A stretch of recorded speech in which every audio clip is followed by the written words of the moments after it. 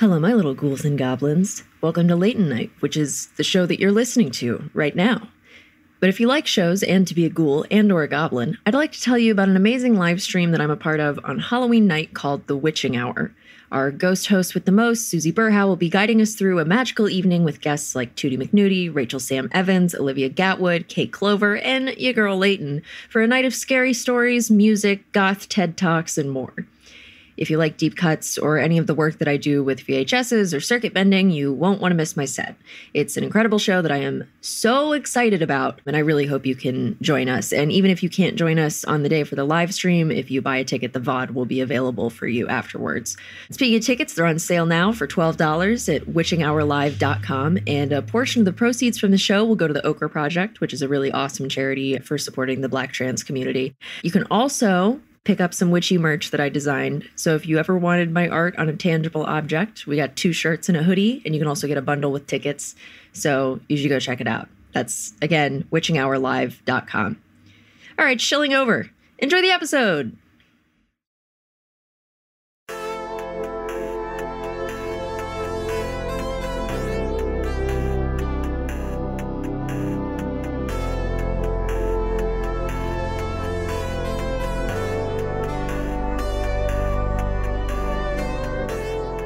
Susie, have you been partaking in the seasonal Starbucks beverages and or pastries? Okay, so not the pastries, because I only go to the tiny Target. Oh. It's a Target Starbucks. I don't go to a Starbucks location, so I feel like it's always picked over. Yeah, that tiny Target is very strange. It's not ideal. But, I have been getting pumpkin spice wraps, just, trying to wedge the pumpkin into my year, Yeah, pretend that there's any sort of linear sense of time. Yeah. When it's 90 degrees out. It's so stupid. I mean, neither of you grew up with what I would call actual fall. Mm-mm. Yeah. I don't know quite how it was in North Carolina, Layton, but it surely was warmer than it was in New Jersey. Yeah. We got jackets over Halloween costumes weather every year by the end of October. It was a constant fight with your parents because you're like, I want to go out in my costume, I'm Batman. They're like, you have to wear this parka. Batman would wear a jacket. Batman's all about safety more than anything. So yes. Won't kill anybody, always about safety. But it sucks. And that's what the nice thing about, at least out here, is that Audrey's never had to wear a jacket over her costume. Oh. Well, conversely for me, it was always you have to really choose your costume around it's going to be hot as balls and super muggy. And so I can't do anything that's a mask or a full body thing. We got to keep it loose. Gotta get that deodorant on. I'm 12. Let's just really slather it up. But it wasn't this hot, right? LA. No, God, it was not. Oh, the halcyon days of it being slightly less hot. What was it like in Florida, Susie? Surprisingly, I think colder this time of year than it is in California. Interesting. Because I can recall going to different Halloween events and it being cool in the evenings, but I never had to wear a jacket. Florida is pretty humid and hot. Yeah. In the winter, I forget. What's cold? Is that California cold or what? Yeah, cold is 60 degrees. Oh my God. It gets maybe to 40s, maybe late 30s if it's really cold or early in the morning, but that's the extent of it in Florida. Around Halloween was solidly in the 50s, I'd say. Maybe a little lower at night. That sounds so fucking nice right now. Yeah. It's the best. Oh my God. This time of year, anytime I can go anywhere cold, which we obviously can't right now. But if we can go to Minnesota to see Rachel's parents or, occasionally back to Jersey, it's so much better. And I feel sad for people who never get to experience an actual fall. And fall in New England is just the absolute best. Oh my God, the colors. The colors are insane. You drive all around. It's nice. It's like fire outside. You can put a fire. You can, I love fall in New England. Oh, crunchy leaves. Crunchy leaves and wet leaves with big fucking slugs in them that are real gross. Oh God. Amazing. It's awesome. Do you guys have any big Halloween plans for this year that you didn't get to because of COVID? Not really. We're going to have one other kid over for a backyard, like basically something like an Easter egg hunt where Ooh. the families, kind of stay apart, but the kids can play together. I wonder if people will hate me for this, but the compromise we've reached, it is just untenable to keep our child completely away from all other children for as long as we have. So Yeah. once a week, we do a play date with one kid and we just say, kids, go nuts. Like the parents stay apart and we just let the kids go play together. And it's always the same family. It's always the same little girl. And that is is it the world's safest thing? No. Is it, to me, an acceptable risk? Yes. Yeah, for the social and emotional development of your small child. Yeah, it's just, you can't have a 6-year-old completely isolated from all other kids. It just, she's an only child. There's no good answer. And believe me, we hemmed and hawed about this forever, but we decided that one play date a week for a couple hours where they can just go nuts together is worth it. Yeah. I'm not a holiday person, even if it's for Halloween. Like because Halloween's a year-round thing for me. Like that's just where I exist. And so yeah. October is like, all right, is everybody caught up on my level now? Great. And then it's the true time for me to harass everyone into watching the horror movies that I like. But anyway, last year, I believe Vern and I were just fucking around, like smoking weed and eating, like we just bought a bunch of big bags of candy. And we decided to like start throwing candy at the kids who were walking past, like, hey, you want to catch this? Because, it's not like with apartments that you can be on the ground level and kind of do the knock knock thing.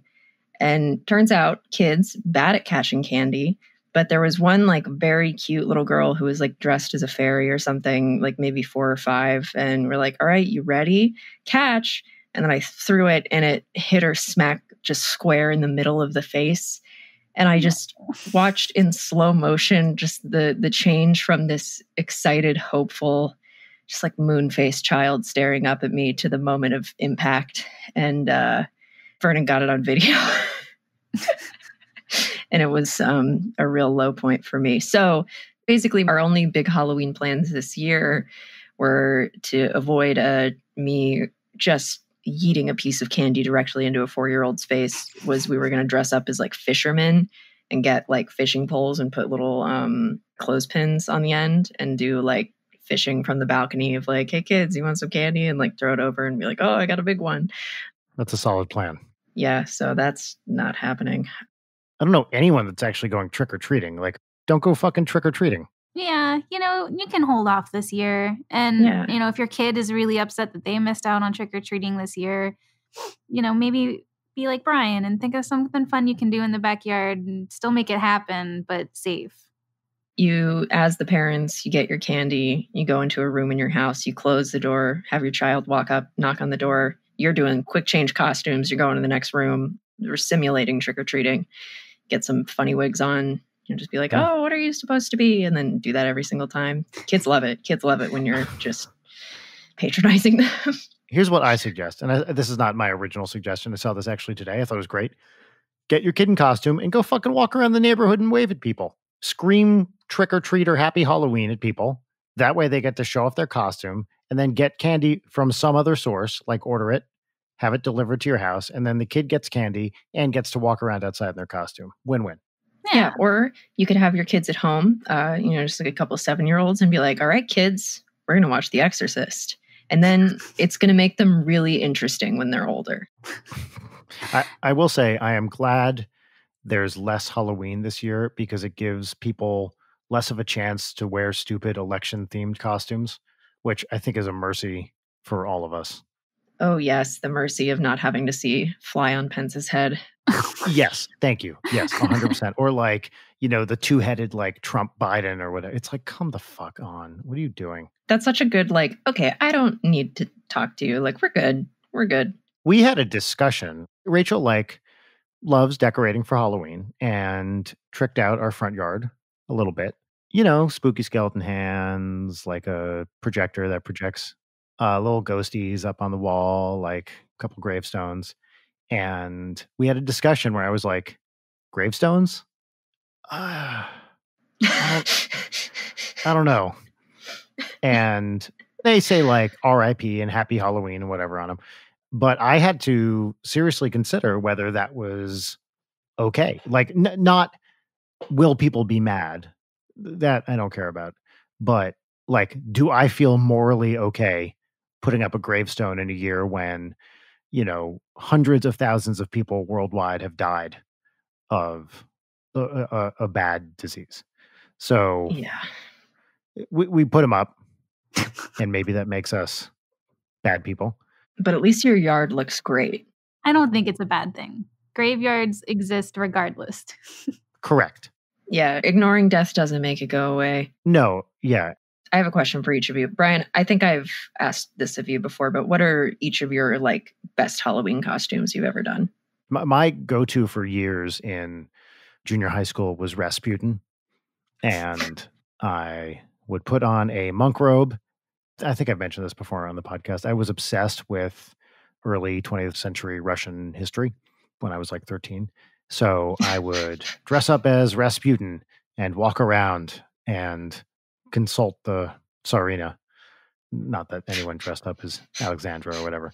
But yeah, that was my go-to because it was like a thing I really liked. And it was a very easy costume because you could just put on a monk robe and be like, yeah, I'm Rasputin.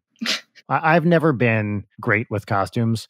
And I have never been super good at putting stuff together. There was the Halloween. Actually, I guess this would have been October 2001, a month after 9/11. And I was living in Santa Barbara because I was a visiting grad student. And I decided, like, I was just living there for a few months, didn't have the wherewithal to get a costume together. And at the time, I had like thick black plastic glasses and, would wear these like kind of Oxford shirts all the time. And I went to a Halloween party, not in costume, and a dude walked up to me and he was like, "Oh, Rivers Cuomo, nice. Great costume, buddy." That's the meanest thing anybody could possibly say to you. I would just go It was home. pretty brutal because but I also got it. Yeah. But I was just like, yeah, this is what I look like. This is just my face. Susie, what about you? We do Halloween costumes every year. Aaron and I, my husband and I, we like to do a matching one. And one year we both wanted to be Snake from Metal Gear Solid, which is my favorite game. I remember that. Yeah. Yeah. You were in the office at the time, I believe. Yes. Yeah. We both couldn't decide who got to be Snake. So we both went as Snake. And it was great. The cutest possible outcome. I love that so much. I think that was the year maybe that Rachel and Audrey and I dressed up as Bowie, Jennifer Connelly, and the baby from Labyrinth. Oh, yeah, from the Labyrinth. Aw. What is Jennifer Connelly's character name in Labyrinth? Toby is the baby. Susie, didn't you and Aaron do Morticia and Gomez one year? Oh, yeah. Oh, her name was Sarah, by the way. Sarah. Yeah, we did Gomez and Morticia. We've done, oh my God, another version of Marilyn Snake. There's so many. I'm sure I'll post them all on like Instagram. Every year I go through and like post up some of our like favorites from past years. So yeah, we've done like Sailor Moon and Tuxedo Mask. Mm-hmm. Yeah, I remember that one. Too cute. You guys are the best. This year, Audrey is going to be Peach. Oh my Yes. God. And this is her third year in a row being a Mario character. She's very excited. Over the weekend, a friend of hers had a socially distanced magic show in a park. So there was a magician, and then they took over a huge area for not that many families and just spread 6 or 7 kids out and said, okay, nobody get near each other. Everyone get on your little patch and watch this magician's name. His name was Mr. Fun. And that's with 2 N's. And this is the first live performance Audrey has seen in 6 months or something. And apparently, according to Rachel, screamed so hard that she went hoarse and nearly passed out from delight because she was just like, and it was, there's no joy quite like little kid joy. And then she came back and she was like, and his name was Mr. Fun. And he said he puts a Y at the end of the name, then is Mr. Funny. But people call him Mr. Bunny because bunny rhymes with funny. And we all started saying Mr. Bunny and he got mad. And it was just like this. Okay, whoa. Oh. That's so pure. I feel like anyone can be a good magician at a distance. Like sleight of hand from like up close is like, oh, okay, put it in your sleeve. From a distance, it's like, holy fuck, where did it go? I think I would have the same reaction as Audrey as a, grown woman. Yeah. Well, with kids magicians also, it's 10% about the tricks and 90% about the patter and the theatricality of it. There's some rule of thumb I heard once, which is you basically can't do magic for kids under 6 because they're like, yeah, that disappeared. Of course. Like, what did you expect? Things just disappear all the time. I have no object permanence. Yeah. Like kids believe a lot of crazy, stupid stuff. So when you pull a bunny out of a hat, they're like, yeah, I guess. Yeah, that's how it's supposed to be. Were you guys both there for the magician that Brent got for one of his parties, El Robo? No, I missed that, unfortunately. I saw El Robo. Tell everybody about El Robo. Okay, Brent, our manager, throws a good fucking party. That man knows how to party. Yes. Which I feel like if you know Brent, you might not guess that he's just great at doing that. What he's not good at is agreeing to be on our podcast.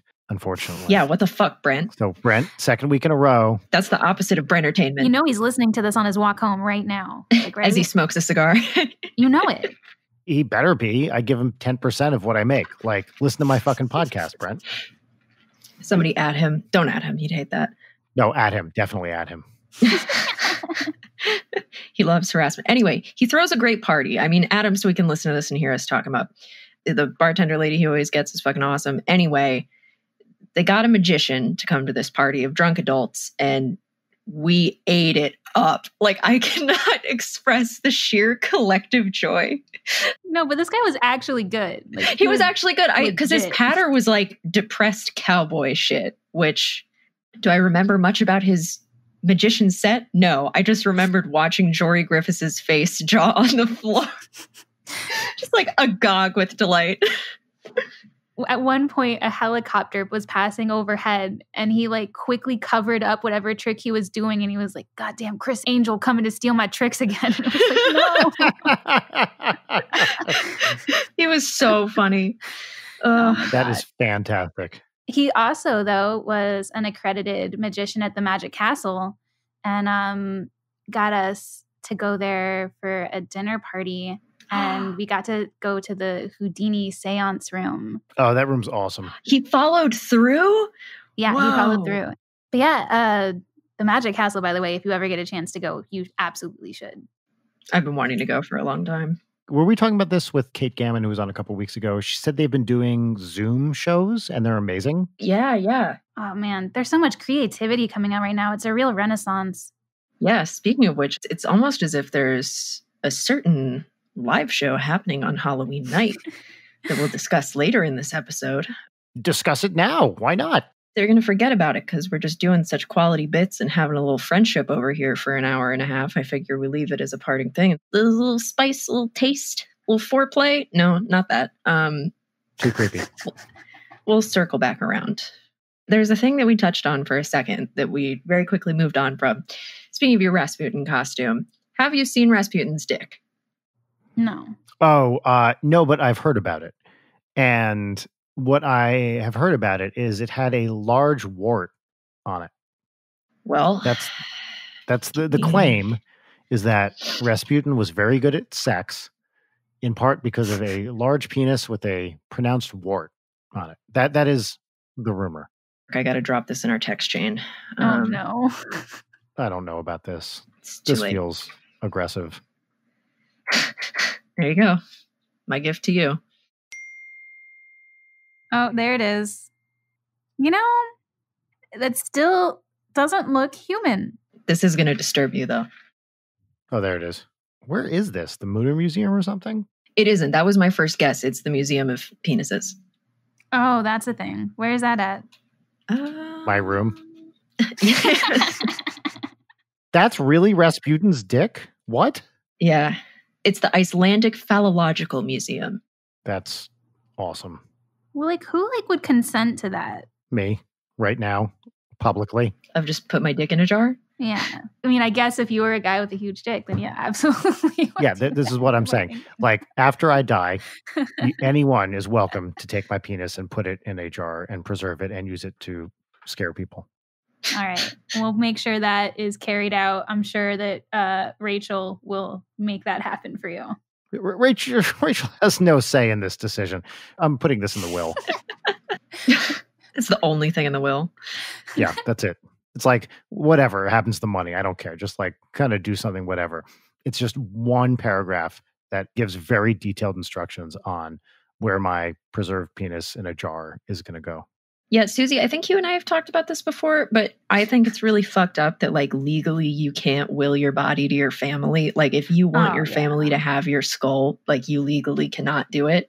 That is disappointing. That's stupid. We have many family jokes about, like, oh, when grandma dies, we're going to have her stuffed and put a heater in her and put her in a rocking chair in the corner and you can always visit her, like we've always joked about that. My family's always been dark. So, of course, I would be definitely interested. I would love to leave my tattoo for Aaron or like something like that. I think would be interesting. What is the reason? Susie would know more about this than I would, but like the possession of human remains is like an iffy thing.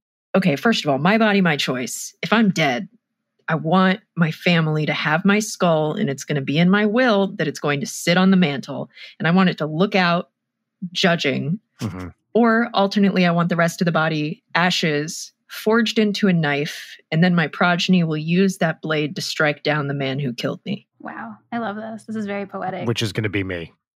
A year from now. Is that a threat? Threat or a promise?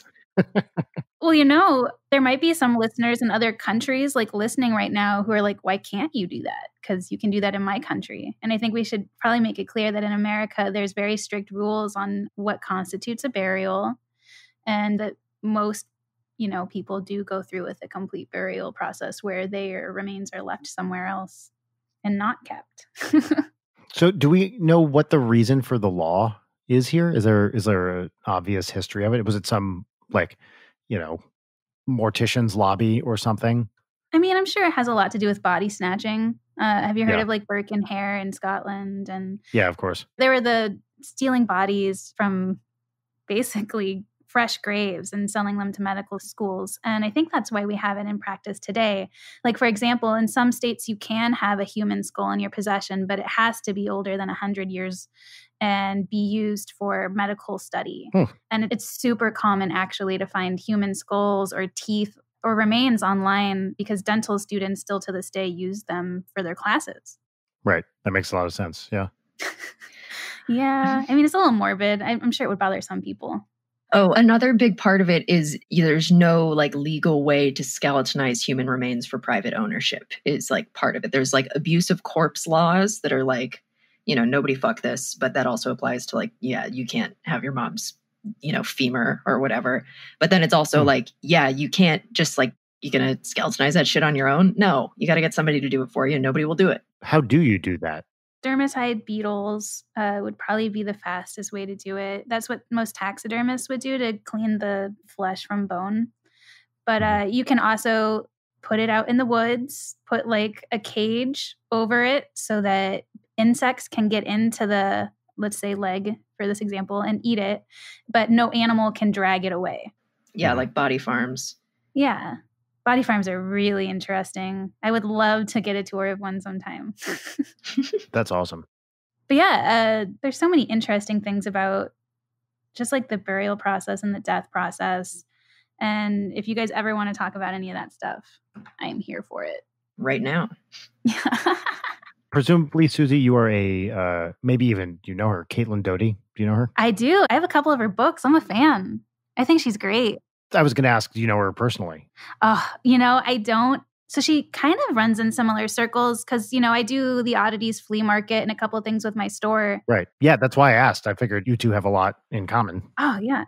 It's just like we're like two ships in the night. You know what I mean? Like we always just seem to cross each other. Like she had her own mortals market where she was selling online and I applied to that. But unfortunately, they were already full up on vendors by then. And, we always just miss each other. There's many other things I'm not mentioning because obviously there's projects coming into fruition now. But yeah. So for anyone who doesn't know her, she has a channel, Good Death, right? Yes. Oh, she's amazing. Is mortician the proper term? Yeah. I would say she's a death positivity advocate. Yes, Mhm. absolutely. Who also is a like licensed mortician, and she's just awesome. We went to see her book reading at the Regent for her book "Will My Cat Eat My Eyeballs?" Questions about death from children, and she was phenomenal. She gave a great reading, then did a Q&A kind of thing. Rachel knew way more about her than I did, but I was really, really impressed. I thought she was phenomenal. Oh my gosh, yeah. Smoke Gets in Your Eyes is an awesome book. Yeah, I highly recommend those books to anybody who, I don't want to say is facing the death process, but to anyone, because everyone will eventually. And it's really eye-opening to see how little options we have in America for our last rites and our burials compared to other countries, and especially nature friendly, I guess. Mm-hmm. Susie, did you ever play A Mortician's Tale? I did. I love that game. Yeah, right. My friend Gabby made it. I played it first, and then I met her at GDC, and like just the best. So cool. And anybody who's interested in that kind of stuff, like that game is super cool and very much about the like natural burial stuff. And you learn a lot about funerals and the process. I love cremulators. First of all, great name. It was a super tasteful game too. Like I felt like it did a really good job of kind of being like an entry level, showing people like how much emotion you actually need to have a job like that. Because I think a lot of people think people who work in funeral homes are cold and, you know, they've been through too much, so they can't empathize anymore. But it's just quite the opposite. It seems like they just deal with it so much. Yeah, and it's super accessible. So even if you're not like a gamer, like check it out. It's really short. The art style is gorgeous. Like Gabby's the best. Caitlin's book reading, she said something to your point, Susie, about, you know, people working in funeral homes, how they take it all on. I don't know if this is an original thing of hers or if she got this idea from somewhere else, but it has really stuck with me, which is sympathy, not empathy. And I was like, oh my God, that's it. Because, you know, the three of us are all public figures and we have a lot of correspondence with people, or we hear a lot from fans who are going through very, very tough stuff. And at some point, if you take all of that on yourself, it becomes crushing. And this is something that I always have a problem with. My natural inclination is to just take it all on. But hearing her say, look, the way a funeral parlor deals with this, or someone who works in the death industry who's dealing with bereaved families, is you can be sympathetic to their plight, but you can't share that emotion. So you try not to be empathetic with what they're going through. It's been such a useful framing for how to deal with people who are coming to you who have been through a tragedy or difficult stuff. This is like probably a year ago now we went to this, and it's become kind of a mantra for me in how to deal with fans that talk about going through difficult stuff. You don't want to be dismissive, of course. That's like the worst thing you can be, is just like, yeah, whatever, dude, you know, yeah, sorry about your mom. But you also don't want to, you know, you can't bring it all into your core or you'll implode at some point. Yeah. And it's also like the sheer volume of it where it becomes kind of like 100%. Caretaker fatigue is too strong of a way to put it, but it is like a similar thing of just like taking all that on is a lot. Yeah. Every once in a while I do get messages like that, Brian, and it leaves me feeling so inadequate and awkward. And I know that these kids are reaching out for help, but I'm not a professional. And Totally. I'm not the person to talk to. Gosh, it's so hard to say because, like, you know, I love everyone who sends me messages and everyone who follows me. But if you're in a spot where you need help, go to a professional, please. Like, don't reach out to a content creator online. You need to reach out to a family member or a friend. That's absolutely right. Yeah, because they're not going to be able to like help you the way that you need in that personalized way. Especially, I feel like in this past year, you know, we've seen a lot of content creators who taking advantage of their followings too. And it's just, totally, it's not an acceptable course of action. Yeah. I get the impulse to reach out. Of course I do. And I appreciate whenever anyone sends us a message that says, you mean a lot to me for any reason. Long ago, I mean, years ago, basically said we cannot respond to people going through difficult things for precisely the reason you said, Susie. Like, we're not professionals, and I don't know if whatever I say is going to make it worse. Yeah. And because I'm not schooled, I'm not trained, I don't know how to deal with people going through a crisis, I would be terrified that I would say something that would, push them towards self-harm or whatever, like make them more upset. Yeah. I mean, that's the fear. Yeah, for sure. And this is something in the beginning, when we were just starting out, we get emails, we tried to respond to everybody. But after a while, when the bulk of the emails became, hey, I'm going through this hard thing, can you please help?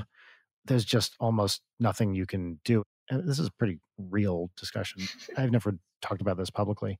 Years ago, and this was me saying this, I cannot respond to people any longer because I worry what that's going to do. And then feeling terrible about that decision and saying, wait, does this make me a bad person now? Yeah. Because I'm not responding to people going through crisis. Oh, I know exactly what you're talking about. Because like you want to be able to reply to them and like you want to be there for them, but also you've just helped, X many other people, and it's draining on your mental health, every person you help. Like people don't understand that, when someone comes to you and tells you something so heavy, like, my house burned down or my mom died or something like that, it's sometimes hard for people to bounce back from hearing something like that. It can take a while for you to, be like, oh my gosh, that was really heavy. Let me feel that and put that down.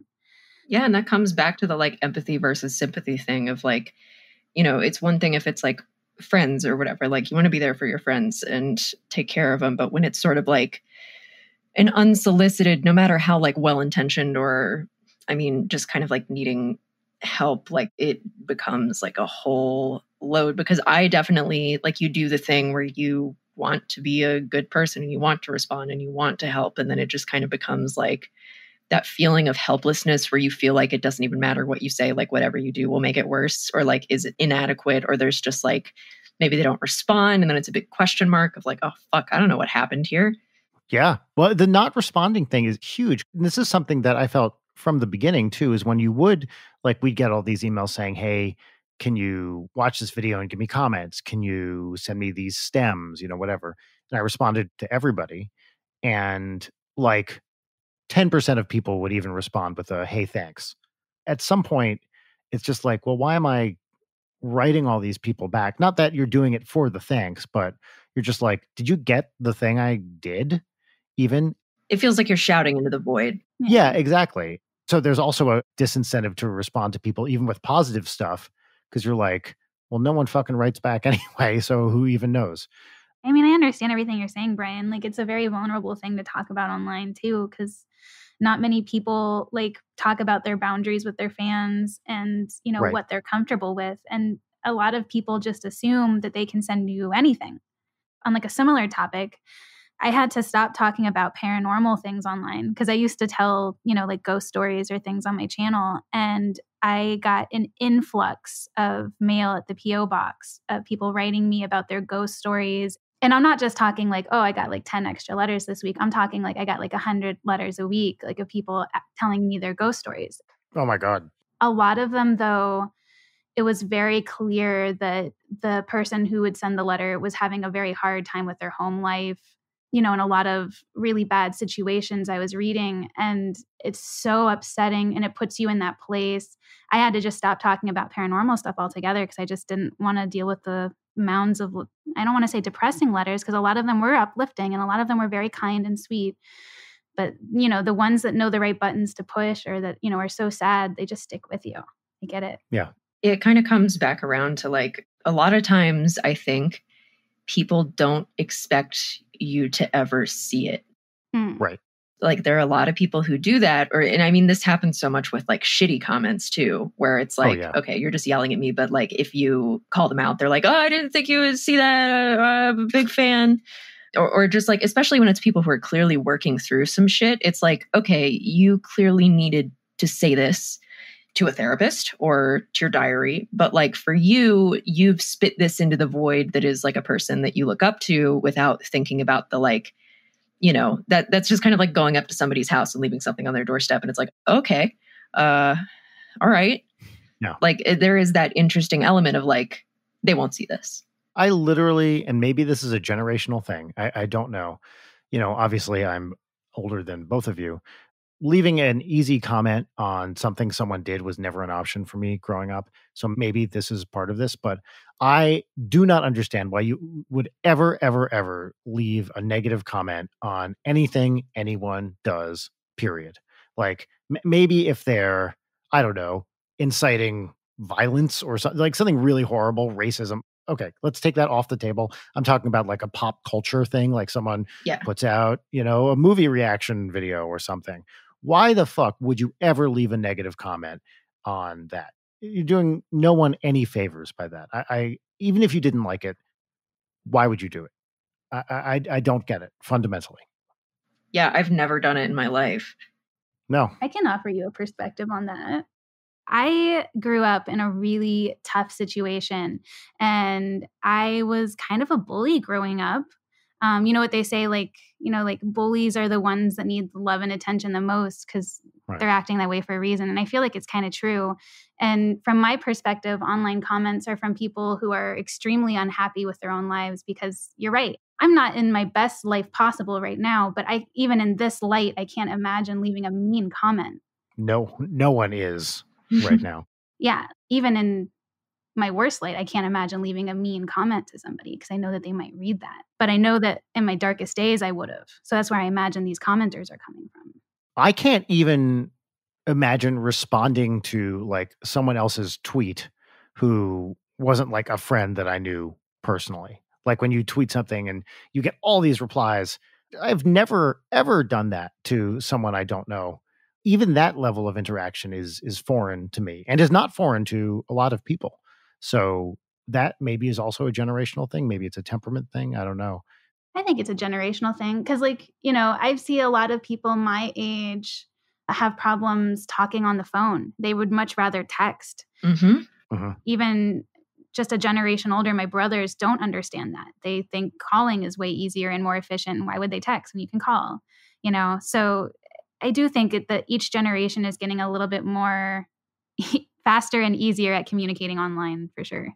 Yeah, for sure. Like you're saying, Brian, like I get stressed out responding to people I actually know with like a positive thing of like, oh, I love this. Or like asking a question, let alone like some random person I don't follow and have never encountered, just being like, this fucking sucks. Or being one of those people who just like chronically hates on a specific person. It's like, I have a lot of spicy opinions. I engage in a fair amount of recreational hatred, but like with friends, because there's no point like spouting it. It adds nothing to my life other than just like making other people miserable. And I guess for a lot of people, there's a power in that. And like, this puts me automatically above this person who I see as lesser, or potentially I'm just jealous of and want to put in a lower place so I can feel better about myself. And it feels like trite to phrase it like that, of like, it's always the like, oh, haters, they're jealous.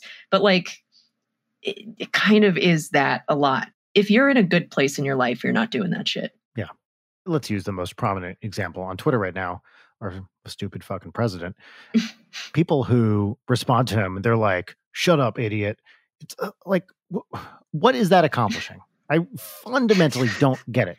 Look, I am very, very far from a Trump supporter, but I could never imagine replying to a Trump tweet for any reason. It's just giving more attention.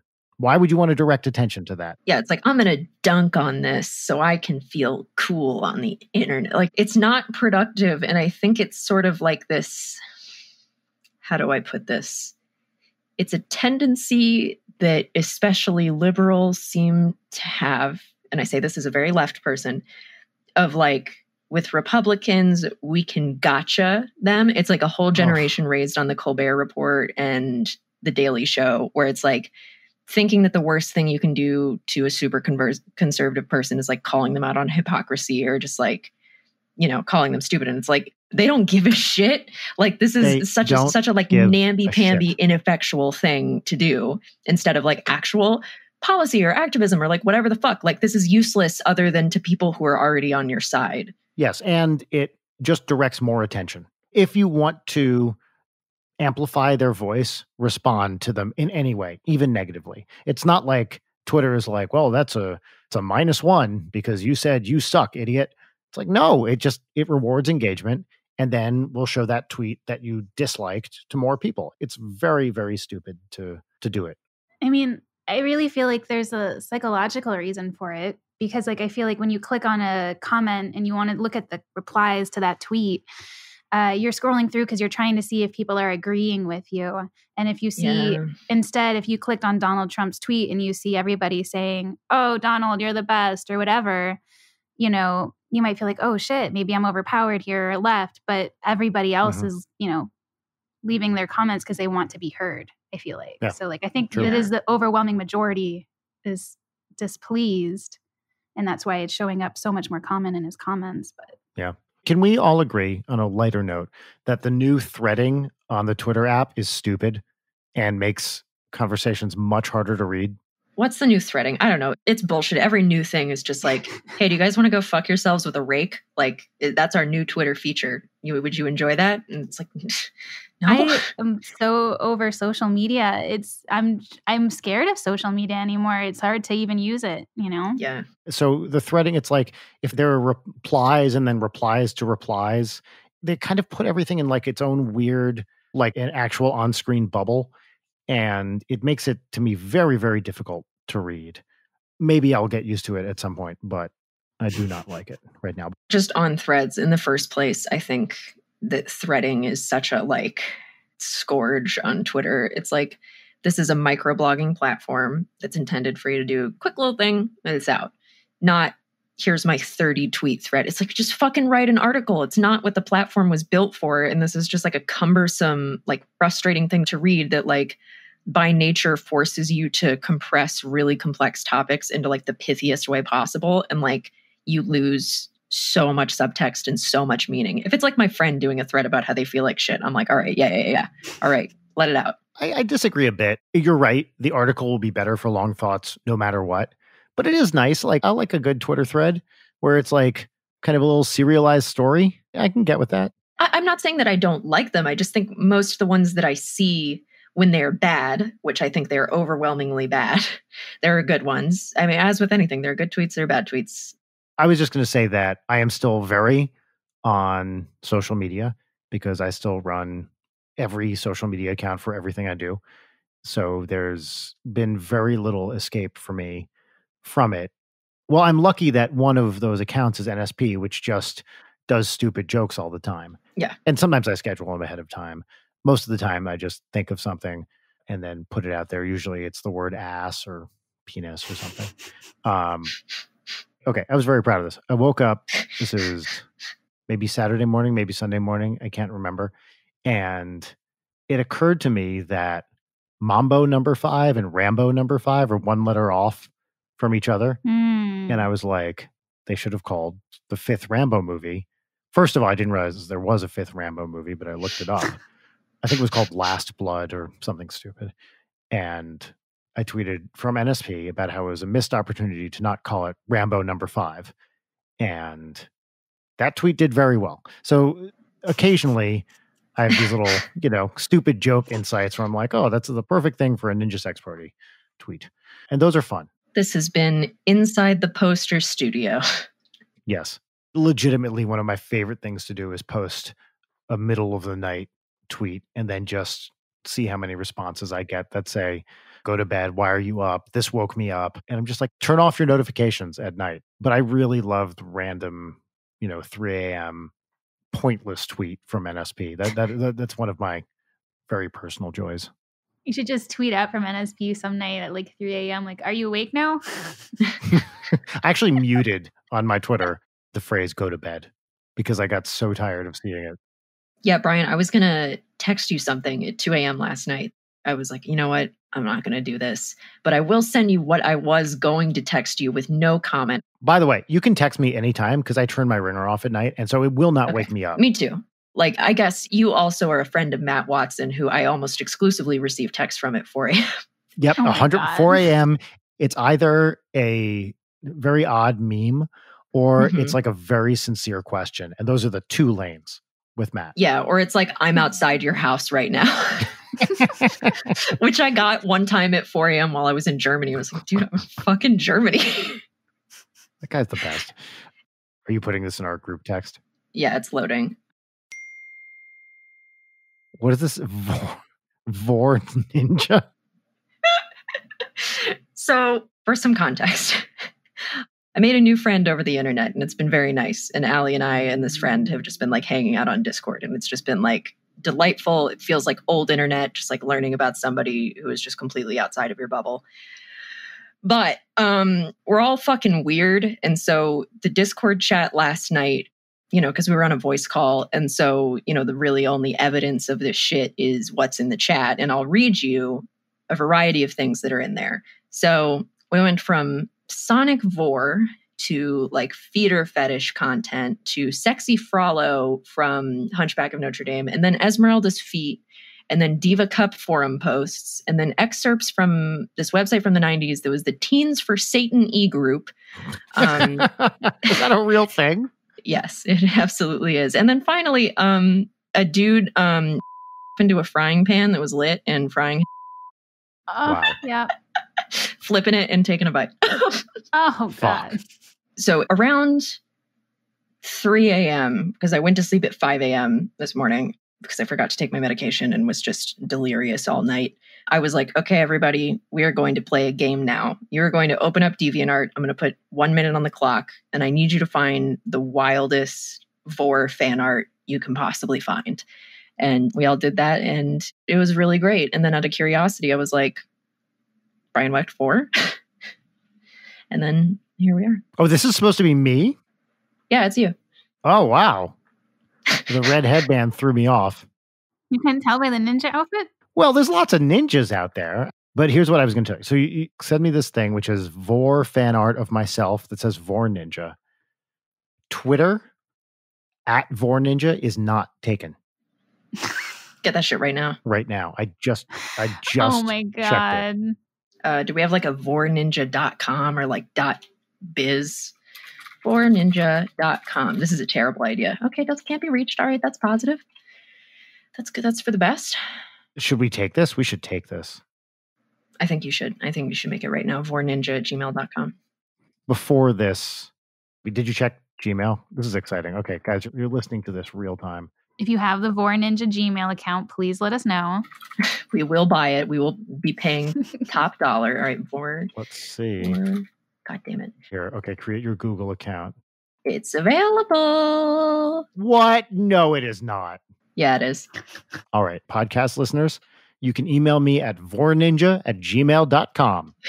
I only accept Vor Ninja fan art or emails about Vor Ninja. If you email me anything else, I will delete it immediately. Brian, you are inviting the vampire into your house right now, dude. You are an absolute mad lad. I don't care. If you think I'm going to check this email more than once, you are sorely mistaken.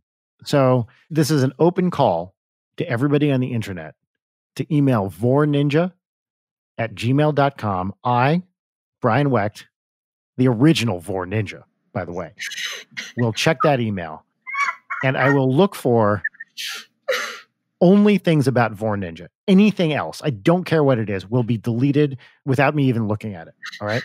So I want fan art, short stories, whatever. It's got to have Vor Ninja in it. Maybe I'm not being clear about this. If the thing you email me is not about the concept of a Vor Ninja, it will be deleted.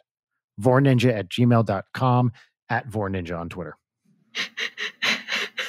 That was beautiful. Like, I mean, I almost felt like you were reading off a teleprompter or something. You just came up with that out of thin air? I did. Yes, I'm a professional. This is what he was born to do. He's the Vor Ninja. The name of this episode is the original Vor Ninja, right? The original Vor Ninja. Oh. By the way, we may be at a new record for not introducing ourselves. Yeah, we really just didn't bother. We already know each other, right? Everyone listening to this is going to know you anyway, Susie. But let's just do it real quick. Leighton, this is Leighton. Hi, that's me. The other one, the original Vor Ninja. That's Brian Wecht. Original Vor Ninja. What's up? Mystery guest. We know your name is Susie Burhow Mortimer. You are our lovely friend who we love so very much. Thank you for being on the show. Thank you for having me, friends.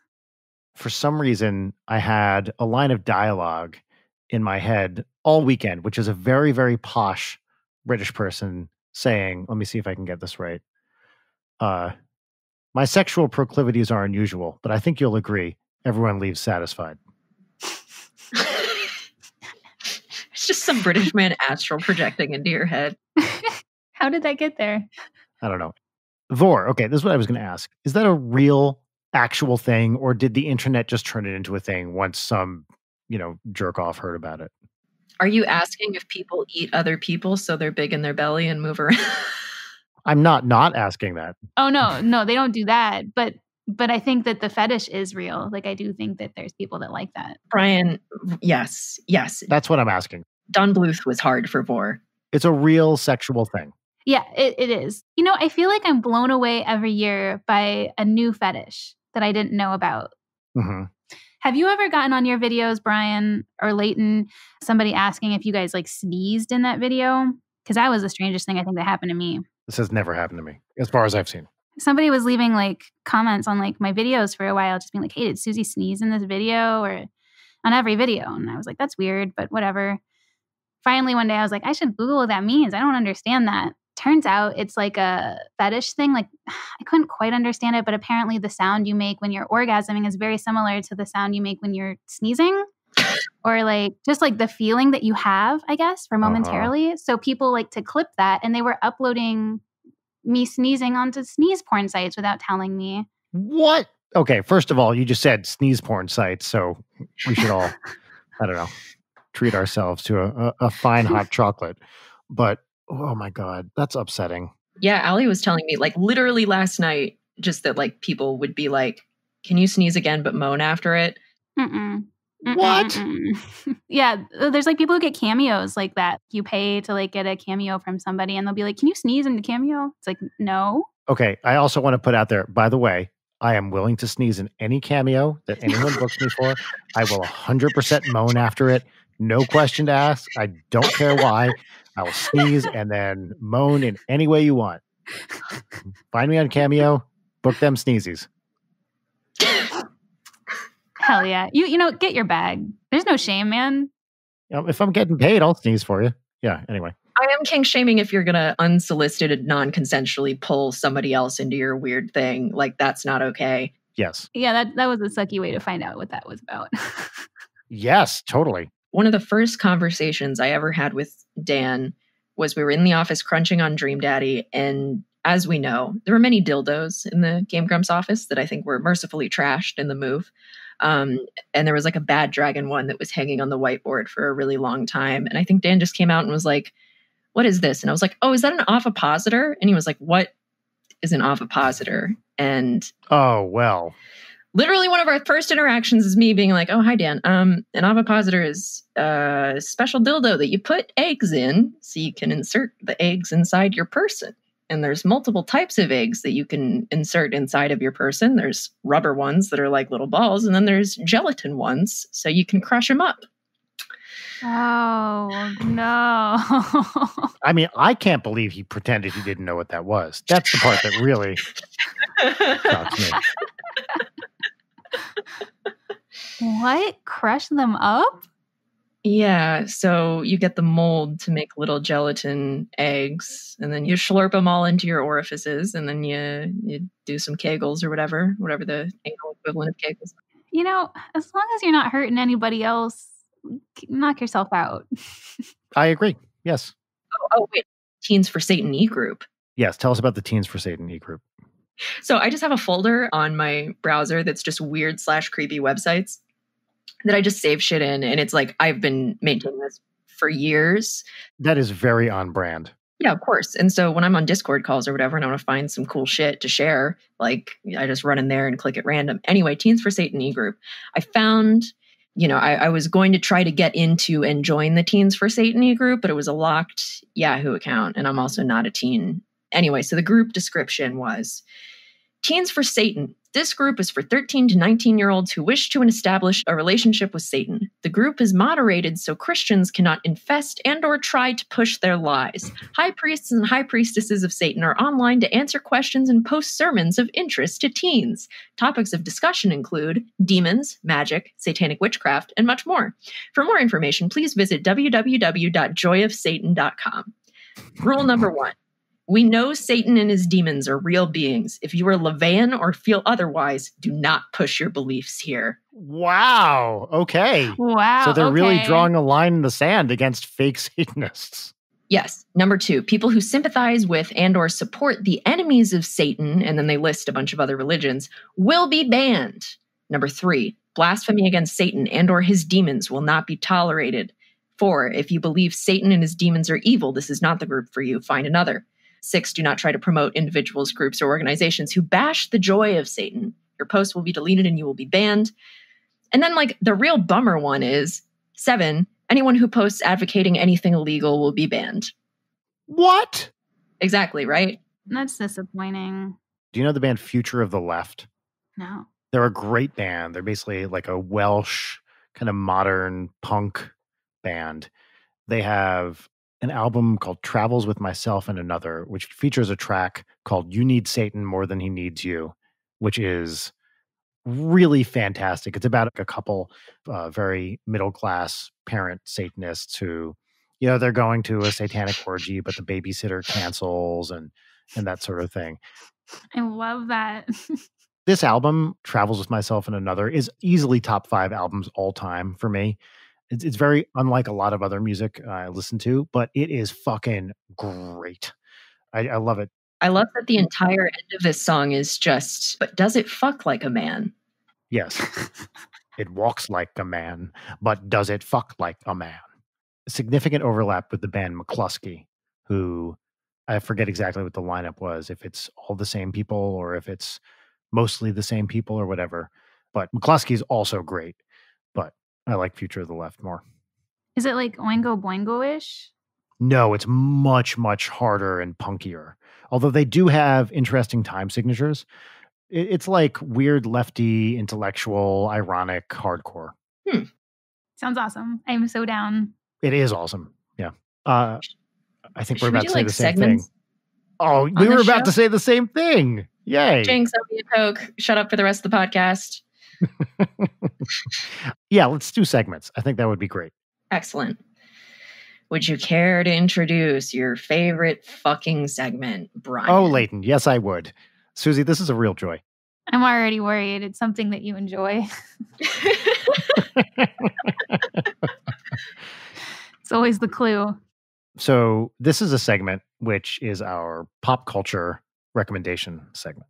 This is the segment where we discuss things that we're watching or playing or listening to or whatever, just anything in pop culture that's kind of floating our boats these days. The interesting thing about this segment, though, is not that. It is the theme song for the segment, which is, so, I'm a musician. I've been a musician for many years, and I decided to write the best theme song I could for this segment. I really want, it was I believe not our first, but our second segment. Is that right? Leighton, Peaches and Lemons came first? Yeah. I mean, the anticipation is really building here. Well, as well it should, because this theme song is great. I mean, it is great. Am I going to be able to hear it, or is it going to be added in post? God damn it. So, wow. Okay, Susie, you are the first person to ever anticipate this bit and negate it. And congratulations, for you have bested me. And there is no. Like, you win. This wasn't a competition until right now, and you won. That was the 4D chess move. I mean, to be fair, I did just listen to your guys' last podcast where Leighton was like, oh, wow, I think this is the first time we're listening to the intro song like while we're talking. But you know what? You did your research, which enabled you to win. That's not cheating. That's just learning how to play the game. That's preparedness. So, I mean, yeah. And I mean, we all know what an amazing musician you are, Brian, and especially with Go Banana Go and its success. And wow, like, oh my gosh, you. I can't wait to catch up with you about how well that's been doing. Oh, thanks. Yeah, that's been a lot of fun.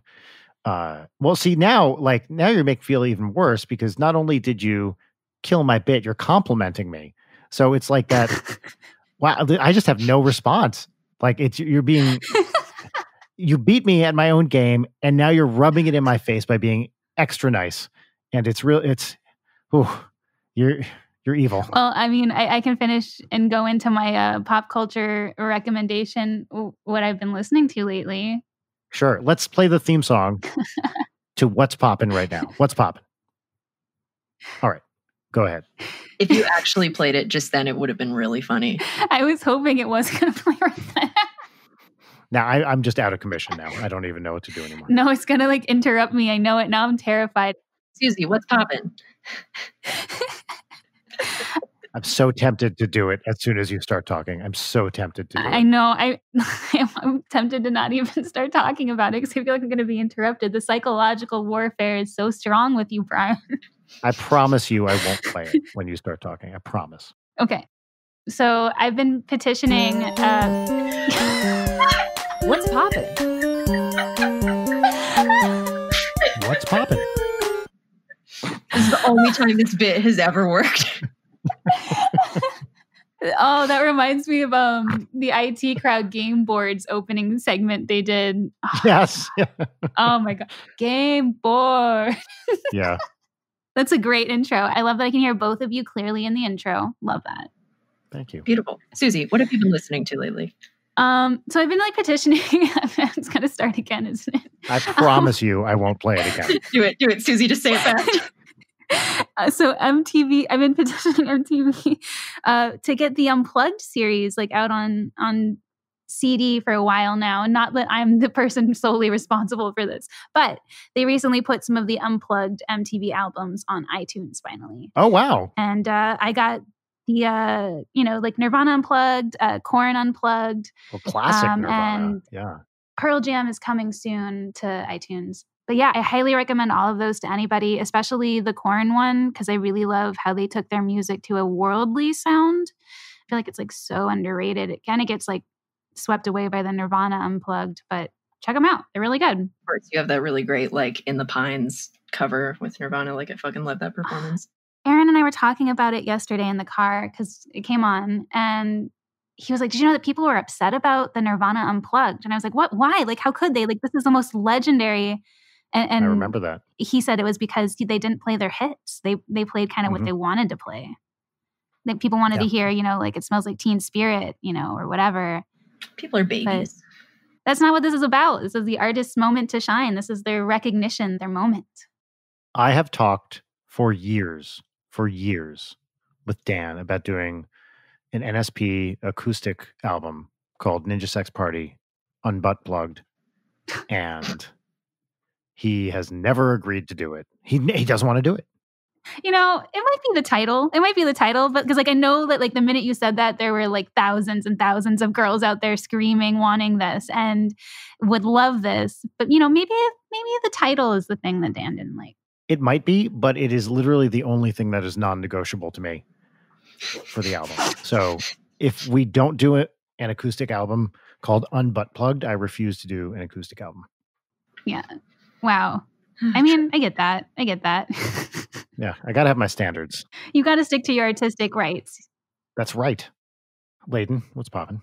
What's poppin' for me is lately I've been extremely enjoying David. What's poppin'? What's poppin'? Guys, it's been really great talking to you today. I gotta go right now. I'm scared at any moment it could happen again. I had some clothes in the washer that I gotta go. But what's popping for me is David Lynch's YouTube channel, which is delightful because every day he does the weather report. He does the pick a number thing where you get the number of the day. But also he does what is David working on today. And Allie has also been binging on these, and she reminded me of the one where he has holes in his pants and he chooses to fix the holes in his pants by using a combination of a paper towel, wood glue, and then paint that he has mixed that does not match the color of the pants. Wow. And he's like, These are good as new. It's a beautiful thing to witness this, God knows how old he is, just auteur sit and just slather wood glue onto his thighs. I gotta wonder, what set him up to do this, Because I watch it too, and I love the channel, but I'm also there's got to be more here. It's David Lynch. There's a message in here, right? I think it's so perfectly ambiguous in the way that his work is because it operates on that surreal, dreamy level perfectly because it is so open to interpretation. And I think a lot of the times he doesn't even know, which is what I love about it. Yeah. But, the day that he pulled the 7 And that one guy who forever was like, I'm waiting for the 7. I'm waiting for the 7. We've never gotten a 7. And then just like the sheer joy on David Lynch's face when he looks at the ball and it says 7. It was a really beautiful thing. That's been like a really excellent quarantine, just a steady thing in my life. I love his like weather reports in the mornings. I tune in for those ones for sure. And he's just like, it's another sunny day. Don't worry, he's going to rock. He's going to fall off and he's going to die. Anyway, blue skies, bright sunshine. It's like, wow, what was that about? It's a great time to be alive if you love the theater of the absurd. Yeah.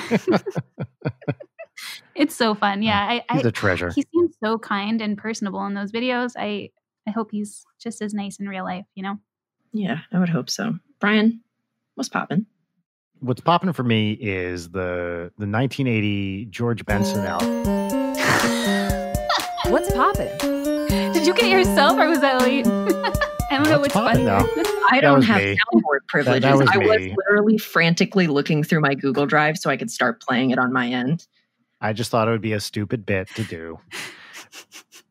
So what's popping for me is the 1980 smooth jazz album, Give Me the Night by George Benson. So this guy is a jazz guitarist and basically went more towards pop in the late 70s, early 80s, as a lot of jazz types did. And you've probably heard Give Me the Night.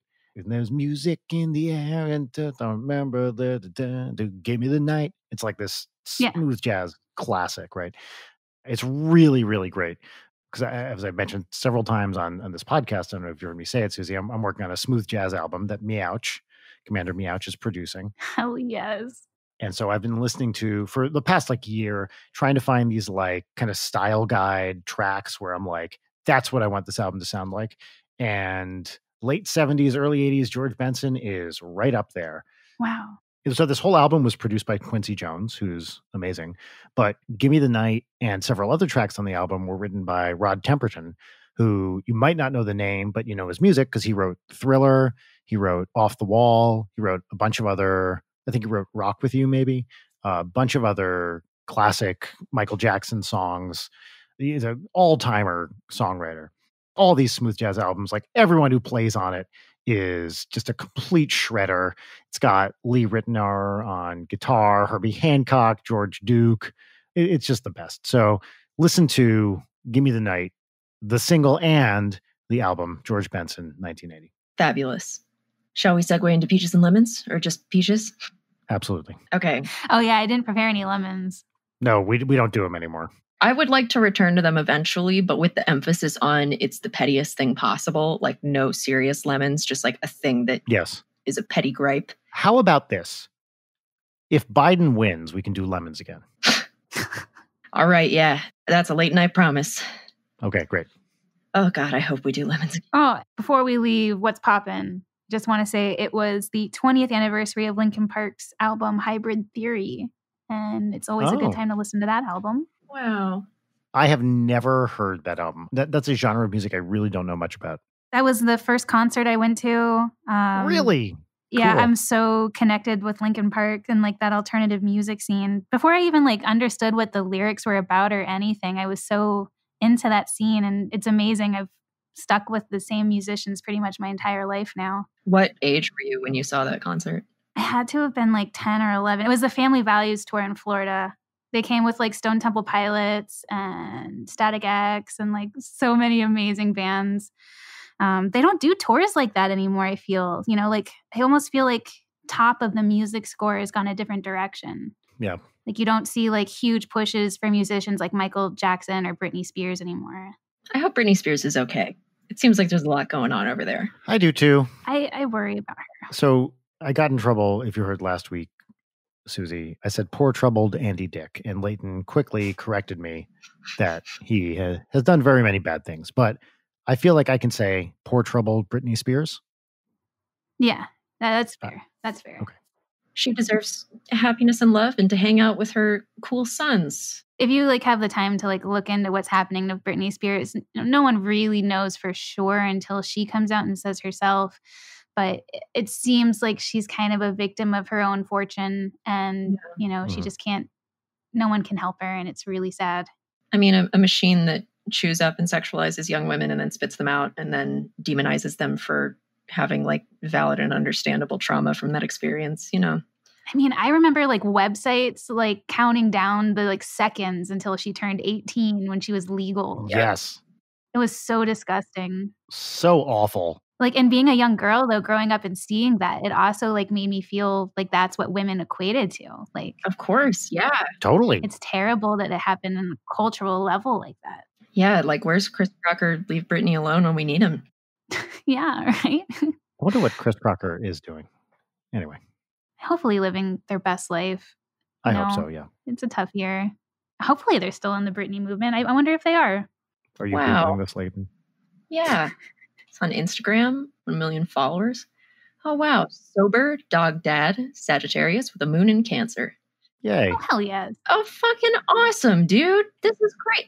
I'm following him. This is awesome. He looks like he's doing great. Well, I have some peaches here if you guys want me to go over them. Please do. Yeah. Peaches and lemons. Peaches and lemons. My peach number one is I'm so thankful right now to have my husband, Aaron. As you guys know, everyone's been locked down with somebody. I feel like this is like a real time to like test relationships and you're either thriving or you're not. And this has just made us even closer. And he's my best friend. And I'm so happy to have him in my life. My second peach is definitely my store, Psychic Circle, because like I left Game Grumps in January to work on my store full time. And then, of course, the quarantine happened and I was like, oh shit, well, I think my store is going to go under now because, you know, no one would have money for this kind of stuff or whatever. Yeah. But thankfully, my store is staying afloat. And, you know, I'm very thankful for that. Thankfully, I can keep doing what I love. Peach number 3, I'm so heckin' glad it's October, you guys. It's the best time of year. Got some apple cider. I got some cooler weather coming later this week. You know, I got all those horror movies. Tomorrow, or is it Wednesday that the weather? I've been looking forward to this all week. It looks, no, not quite. It's like Thursday that's really going to kick. As it goes down the week till this weekend, it's getting cooler each day until it's going to be like a high of 70, a low of like 50, I think, here in LA, which is a big deal for us. Oh, Ooh. and on Thursday, this Thursday, we are going through a drive-through like Halloween themed tasting menu thing. What? So it's called The Bite LA. I want to do this. Rachel reads all these like mom sites and they have Halloween things. And I read, you know, whatever, like Hidden Los Angeles or whatever. And I saw this thing, which is like, you know, you drive through and they give you food from various restaurants around LA. And it's not like highbrow stuff, but it seemed fun. So last year, we did our European tour at this time last year, which means I missed last year's Halloween, by the way, when Audrey was 5, and I will regret that forever, but whatever. A friend of Rachel's was coming to stay with us while I was away, so she'd have some company and, you know, just not be alone for a month and have some support on the kid front. So I got her and her friend tickets to like a haunted house cocktail thing for Halloween. It was like a birthday. Rachel's birthday is this week. So she's an October birthday. Oh, really? Wait, what day is her birthday so I can put it in my calendar and wish her happy birthday? It is Wednesday, the 21st. Wonderful. So 13th anniversary is tomorrow. Aw, happy anniversary. Thanks. And then her birthday is the next day. We got married the day before her birthday. That's lovely. It's our 7th anniversary this weekend, too. That's amazing. Wow, 7 Wow. years. That's so great. So anyway, I got Rachel and her friend Amy tickets to this like cocktail haunted house thing. And it just seemed like basically like theme bar kind of stuff. Because Rachel does not go in for like scary haunted houses. You know, we got a babysitter for that night. It was like near downtown. So it's like not close to where we live. It's like a 45-minute car ride. They Ubered there, all that stuff. And then they get there and it turns out it was like a scary haunted house with drinking in a non-air conditioned Oh. rental house. And it sounded like, so you're holding drinks and walking around and people are like reaching out and jumping out at you. It sounded like a terrible idea. And it was definitely not Rachel's cup of tea. So I'm like backstage in like fucking Denmark or whatever, getting ready to go on. And I get this huge text thread from Rachel. She's like, I don't know about this. Okay, we're inside. There's no air conditioning. Oh my God, it's too scary. Someone just touched me. And she's like live texting her experience in this haunted house. Eventually just said, I'm going to the basement and I'm going to have my drinks and then we're going to go home because I can't handle this. I felt really bad. But God. these are the people that are putting on this event, which they said also was not scary this year. But I'm a little worried we're going to take Audrey to this drive-through tasting menu and it might be too scary. So we'll see how it goes. That's character building. It's character building, although she gets very easily scared. The kid never goes to sleep. So a couple weeks ago, we put her to bed. 1 minute later, Mommy, what is it, honey? I'm scared. What are you scared of? Haunted bread? What? Haunted bread? What if the bread's haunted? The bread's not haunted, honey. What if it is? It's not haunted, honey. Go to sleep. Okay. 20 minutes later. Mommy, I keep thinking about haunted bread. And it was like, oh my God. That's every night. So, I mean, what if it was haunted? Leighton, that's a great question. It's an important philosophical. I like where her mind goes at night, honestly. Like, I wonder what brought that on. Probably something she saw in like some cartoon or something. But it's also, and I really want to put a camera in her room sometime. As far as I can tell, she basically has a dance party until she collapses from exhaustion every night. Like we've gone into her room at night and she's like standing on her bed doing karate moves. And we're like, honey, lay down and go to sleep. And we've told her, like, I don't care. She can talk all she wants. Just don't do it loud. But she told us last week that she, quote, does scenes while she's laying in bed. So she's like reenacting Mario stuff or whatever. Very, very excited about Peach, Rosalina, and Daisy. So she's always one of those princesses. Aww. And she does little kid scenes while she's falling asleep. And as far as I can tell, keeps talking / singing / dancing until she just collapses and then she's out. And it's like blah, blah, blah, blah. Every night. That's fabulous. Kids' brains are amazing. Yeah. Gosh, she's so artistic already. Look at her. Yeah. Already getting her monologues down. She drew this picture of a very large monster. And the monster was labeled up to 15. And much smaller than the monster was a little like person. And the monster had 4 eyes. The biggest eye looked like a mouth. It was like in the middle of its face. And it was as big as its head. But it was actually an eye. And then it had a real tiny mouth and a bunch of arms and stuff. She did this on like paper you'd put on an easel. So like rolling paper that comes out of a roll. And so it was real big. It was probably like 3 feet, 4 feet tall on that kind of paper. And down at the bottom of the picture, there was a humanoid figure. And she wrote in little kid, letters, guy on stilts for the guy at the bottom to judge them. And the monster was like 7 times as big as the guy. And yeah. She was regretting the scale. She was like, oh no, Yes. I should put him on stilts so you feel like the monster's even bigger yet. 100%. And then she asked us, she said, do you think this is a boy monster or a girl monster? And I said, I don't know, honey. And she goes, it's a girl. Do you know how you can tell? Let me ask you, Susie, how can you tell it's a girl monster? Oh man. Well, for a little girl, she's probably thinking eyelashes or like a bow, right? The answer is it only has 1 head. Okay, yeah, that makes sense too. I don't know why I left that one off. I was like, okay, so she understands sexual dimorphism. The boys look different than the girls. And I was like, well, what do the boys look like? And she's like, well, they have 4 heads and 6 eyes and 9 mouths and 5 arms, or whatever. I can't even remember. But that was a big thing, is that this is obviously a girl monster. Oh, it also was wearing a dress too. So that's the other thing she said. Yeah. Anyway. The mind of a child. She's really into making monsters. I wonder if she'll be like a classic movie monster maker someday. I could see that. She was into that game too. And thank you for encouraging that, because I would draw monsters as a kid and my mom would be like, we're taking you to a therapist. What is this?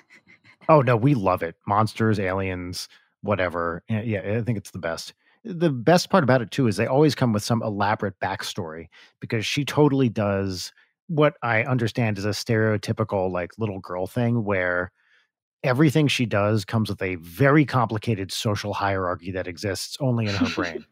Yeah. And all of her pretend play involves a million characters and they all know where they stand with respect to each other.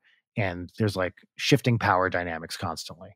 And from what I have read, that's pretty typical of like, not to stereotype unduly here, but of especially little girl play. That's fascinating. Brian, I wanted to ask you, as like a parent with a kid who trick-or-treats regularly, have you pulled yet the, oh, these candies look poison, I should take these for myself card yet? Well, not poison, because we don't want her to feel like people are poisoning her. But I will just say, I'm taking your candies and there's nothing you can do about it. And that I feel like is a more accurate representation of the way the world and the power structure in our house works. Okay. Fair and just. Yeah, it's like, I brought you to trick or treat. I'm taking some of your candy. Like, I'm not taking most of it. I'm not even taking a lot of it. But I'm going to pick the ones that I like. It's a conversation. I don't just take them and then say, you know, there's no discussion. If you really wanted that, she can tell me, and then I'll usually give it to her.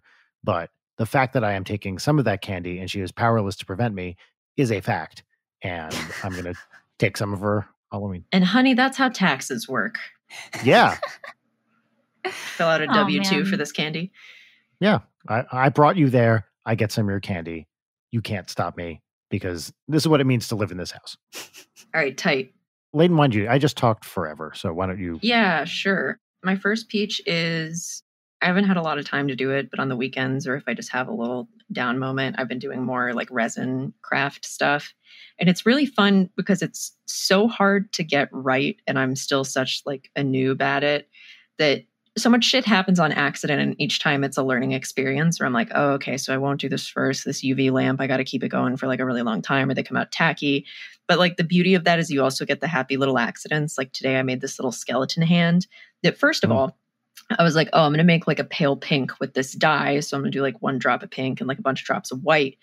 And then I put it in there. I put some glitter in there, put it under the UV lamp. I learned today that if you put like a couple of drops of white and the thing looks pink when it's wet, when you UV it, the entire thing turns white. Like for some reason, it cures the white really hard. But it turned out awesome because all the glitter sinks to the bottom. So it's a white skeleton hand that like all the highlights are like silver glitter. Oh, that sounds rad. Oh, I can't wait to see that. Not what I meant to do. I made a very shitty little D20 that is unusable because I fucked up one of the sides. But you know, it feels so good to make it. So it's a D19. God damn it. It's so fun to make a tangible object, especially when you can put glitter on that tangible object. Anyway, that's my first peach. My second peach is, as I mentioned, made a friend over the internet, which I guess doesn't happen a lot, but just been like chatting on Discord with this friend and Allie. And it feels very like how I used to feel when I was on Tumblr, like making internet friends where it's like they're in a different time zone and you're all staying up late and getting really delirious and just like making each other laugh. And it's just been like a really nice bright spot to learn about another person and get to know them. Like, it's just great.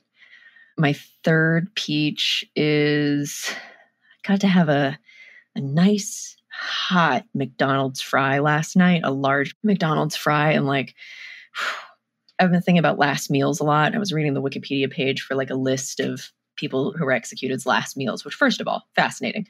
Actually, I'm going to read you one because I saved it. Anyway, but I'm like, you know what? Mine has a large fry in there somewhere.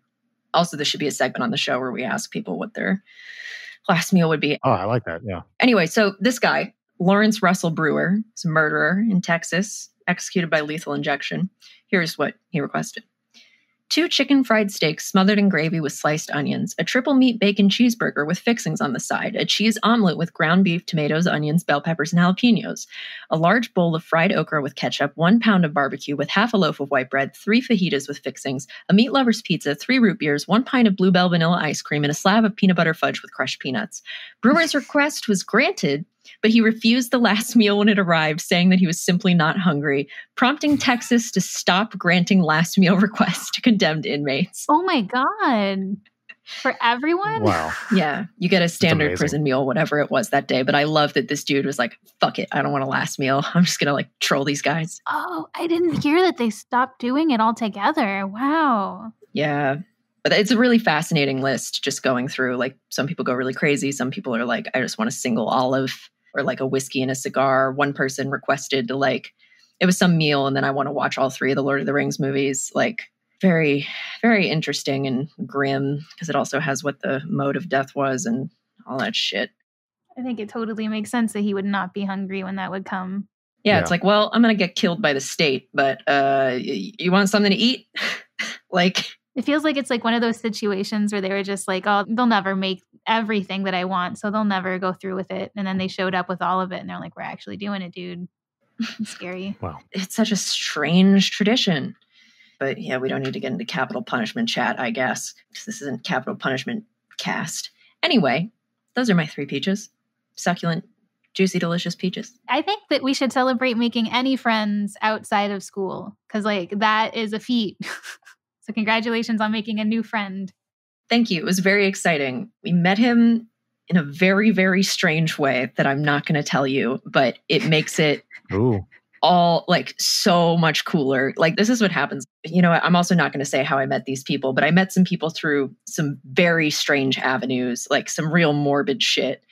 And like, I still talk to them. They're fucking awesome. Like it was where I was like, I'm going to interview you for this thing so I can do some research. And then I ended up talking to one of the girls for like 5 hours. Just like, I love that of like just finding people in strange little corners who are really passionate about a thing and then just getting to know them. And the slow reveal of information is always just like such a wonderful thing to experience of like, this person knows 0 about you, you know, 0 about them other than like this one thing. Yeah. It's just like a true delight. Oh. That's awesome. Brian. Yes. We had a parenting milestone today. This is my first peach where Audrey screamed, "You can't control who I am," at Rachel. And it for like 6.5. They have a lot of thoughts and opinions, and they're sometimes like little teenagers. So for especially a kid who lives in the drama, it was a big moment that then she could play up. You know, there's that thing where it's like your kid hits you in the face and you're like, "Stop hitting me in the face." And then they go, "You're making me feel bad because you're mean to me." And you're like, no, that's not, you don't get that. You hit me in the face. So there's a lot of that kind of like, you're gaslighting me. Yeah, no, absolutely. They do it all the time. She's feeling her boundaries. Yeah. Constantly. Oh, the boundaries there's a lot of just like poking the bear. Poke, poke, poke, poke, poke. I had no idea that came at 6. That's so early. It's earlier than 6. Oh, God. It's been, as her, you know, thoughts and vocabulary get more complex, it's definitely increased. But yeah, there's just that like, "I didn't ask to be born, man," you know, kind of energy that is really coming out right now. My second peach is, I was listening to a lot of George Benson, as I said, and I was looking at old George Benson album covers, and I discovered the cover to the album Benson Burner, which I'm going to drop in the chat here or on the text thread. And it may be the best thing I've ever seen. And there it is.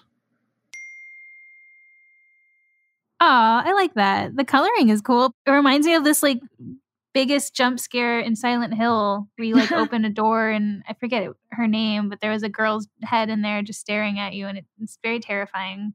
Kind of gives me that vibe. That shit's awesome. 70s, 80s, like jazz funk covers are the best. So this is a giant head of George Benson in a very small room with sky wallpaper, like sky and clouds, and a flaming guitar that's plugged into an outlet, a very large outlet that's as large as a nearby stool. The coloring's great. It's George Benson's big old face with a flaming guitar because he's a guitarist. I really love it. It made me happy all day. My final peach is that Leighton and I, for a little live stream talk show called Bright Spot, did some TikTok dances. And we brought all of our dance skills to the table.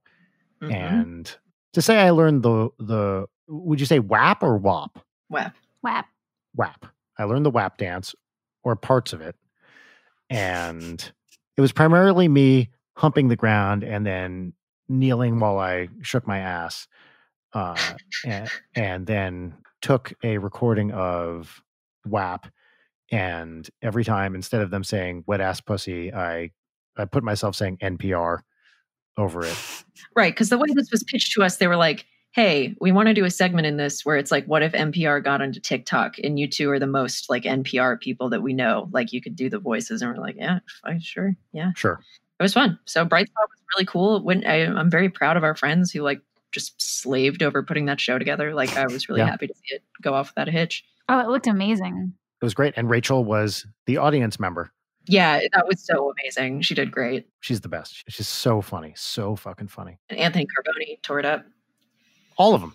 I only could watch a little bit. It was amazing. I think they said they were leaving it up for a week afterwards for people to watch. If you're listening to this now, it may or may not still be up. Great. But if you want to see me shake my ass, remember, vorninja@gmail.com is not the place to go because that is not about Vor Ninja. So do not email me at vorninja@gmail.com about my WAP dance because I will be deleting all emails that are not about Vor Ninja. Beautiful. Well, also at the Bright Spot show, we aired a ad for our show we have coming up for Halloween night. Yes. If you want to talk about that. Perfect segue. We have a special Halloween spectacular that's coming out on Halloween night that we would love it if everybody could come and watch. It's being put on by Real Good Touring, and I am going to be hosting it. Leighton is going to be doing a lovely talk, and we're going to be having a ton of wonderful guests. You can see all who we're having at thewitchinghourlive.com. And tickets are going to be $12, and we're going to be giving a proceed of all of the money we raise to the charity, the Ochre Project, which we're really excited about. It's a great charity. Also part of the proceeds of the merch, which there are 3 pieces of merch. There's a really cool hoodie, and then there are 2 shirts, all of which I designed and that are IMO super fucking cool. And you can get a bundle with the tickets. They are. But yeah, and also if you're not able to watch the show live when it's streaming, the VOD will be available if you buy tickets. So like, you don't have to be there on the night. But yeah, it's so cool. And I'm so excited about it, like very genuinely. And if you guys listen to Deep Cuts and you liked Deep Cuts, that's essentially what my segment is, but with a little bit of like CRT VJing in there. So it should be pretty cool. Is it all women? Yes. It is, yes. Nice. We're not like advertising it like strictly that way because we don't want to box ourselves in if this does become an annual thing, which is, honestly a dream. But for right now, like, we're really excited. We have a great group of girls and we have a wide variety of things happening in the show. I think people are going to like. Yeah. It's awesome. I can't wait. I can't talk it off enough. And Susie, you're hosting. Incredible. Oh, thank you. Yeah, I will be doing my best hosting abilities. And I've been working on a script for the first time, and that's tough. And thankfully, I have Leighton, though, to help me out with that. You're tearing it up. It's incredible. Susie, thank you so much for coming on the show. I've been like stoked about this all week. Yeah, this was a lot of fun. Oh, thanks for having me, guys. I mean, I've been a fan, a long-time listener, first-time caller. So thank you for having me. Yeah, we'd love to have you back on sometime. Anytime. Anytime. And where can people find you online? Oh, I am at Mortimer on Twitter. I think there's a 3 in there somewhere. You'll know I'm the verified Mortimer. I think I'm the only verified Mortimer. And then on Instagram, I'm under Mortimer as well. And my store is the Psychic Circle Oddities. Beautiful. Great. Hey, everybody. One last thing. Please vote. Please vote for Biden. Yes, please. I think it's still not too late for some states still to register to vote at this point. Yeah. California is now too late once this comes out, but definitely there's some out there where you can still register. But I imagine most people who are going to vote have registered. If you haven't, please do that. But yes, make your voice heard. Be careful. Is like make a plan, stick to it. Stay safe. If you want to find a plan for how to vote, go to iwillvote.com and you can like check registration, check voting drop-off locations, voting locations, etc. And I think you're also able to track like the status of your ballot, right? At least here in California. Yeah, I did that. I have heard some people like get confirmations that theirs was counted. Yes, I signed up for that. It told me my ballot was sent. I haven't filled it out yet because ballot propositions, like, oh my God, every year. They all feel like scary traps. Yep. Yeah. It's like, vote no on Proposition 420 if you don't not want people to lose their homes, but also if you don't not want, maybe not want yes. Like it's tricksy. So, do your research and, figure out what you're actually voting on. A lot of times things are phrased very confusingly on purpose. Yeah, absolutely. Basically find advocacy groups that you agree with and see what they think. There's a good like LA Women's League that Rachel found that we've been generally sticking with. But that's no substitute for doing your own research. That's just like a suggestion. Yeah, definitely make sure you check out multiple sources and not just like blindly following one specific thing, Except what we tell you to do, which is to email vorninja@gmail.com, your favorite Vorninja related content. Beautiful. Yeah, and there's just countless videos on YouTube explaining all of this too for you guys if you really need help figuring some of these out. Yeah. Yep. All right. Well, folks, that's our show for today. Wow, I don't think I've ever said that at the end of an episode. That's all, folks. This is the end of the podcast. Goodbye. Bye. Bye, guys. Late Night is produced by Brian Wecht, Leighton Gray, and Jarek Centeno. Follow us on Twitter @LeightonNight, on Instagram @Leighton_Night, or email us at leightonnight@gmail.com.